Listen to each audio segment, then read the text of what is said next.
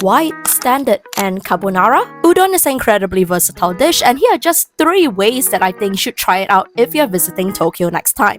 So this is probably one of the most famous udon in Tokyo, and it's because it's white and flat. This udon has apparently been made specially to fit the average size of a person's mouth so that you can have it all in one slurp. The most popular set comes with cold udon and 2 dipping sauce. And did I mention how good the tempura is at this place? For a place that specializes in udon, they do some pretty fire tempuras. The tempura is lightly battered and thin and crispy on the outside without being too battery, and you can barely taste how oily the dish is. There is a variety of tempura that comes with the dish, with perla leaf, shrimps, potatoes, but my most favorite is the maitake mushroom, also known as the hen of the woods. I don't usually see this around, and it's really a treat when I get it. Another highlight of this set is the amount of dipping sauce you get. I believe you can choose from a total of 5 to 6 different sauces, and there are different sets where you can even pick up to 3 to 4 different dipping sauce.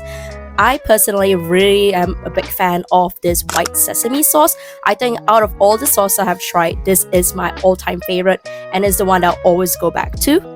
It is rich with a deep sesame flavor without being too overly in your face, and allows you to fully enjoy the udon together with the sauce, as I feel they complement each other very well. Other than this, you also can get sauces like a standard soy sauce, which you really can't go wrong with, or you can even get this black sesame with a bit of pepper, and that one has a bit of kick to it. And there you have it for the flat and white udon. I personally think this is one of the most unique eating experiences I ever had in Japan.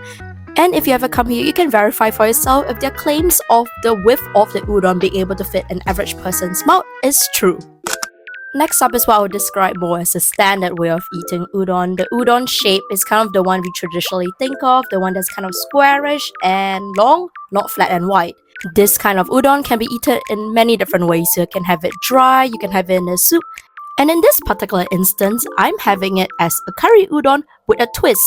It's in fact a combination of a curry udon and carbonara sauce, but the Japanese style. Now, I've always been a big fan of curry udon. The only grip I have with most of it is that sometimes it's a bit too sweet, but this curry udon in particular is the beefiest curry udon I've ever eaten, and the sauce really complements it as well.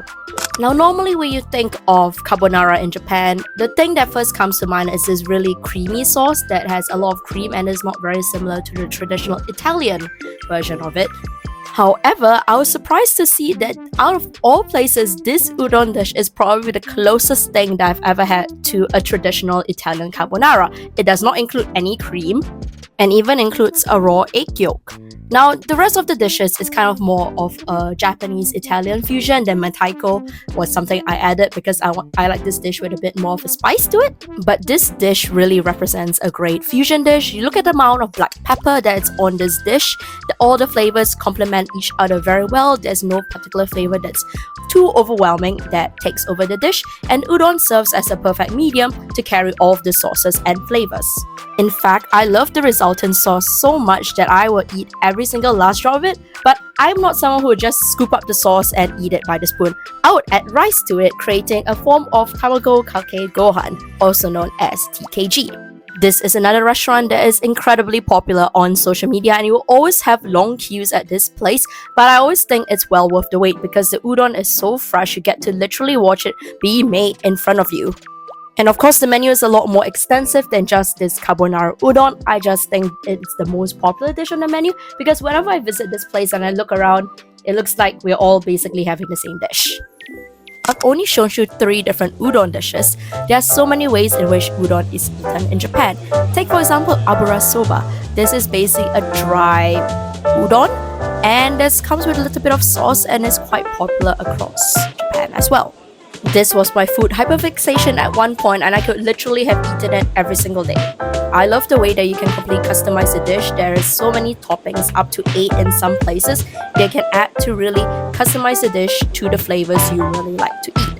It just goes to show how versatile of a food medium udon is in being able to convey so many different flavors and dishes just through one very simple, humble cup.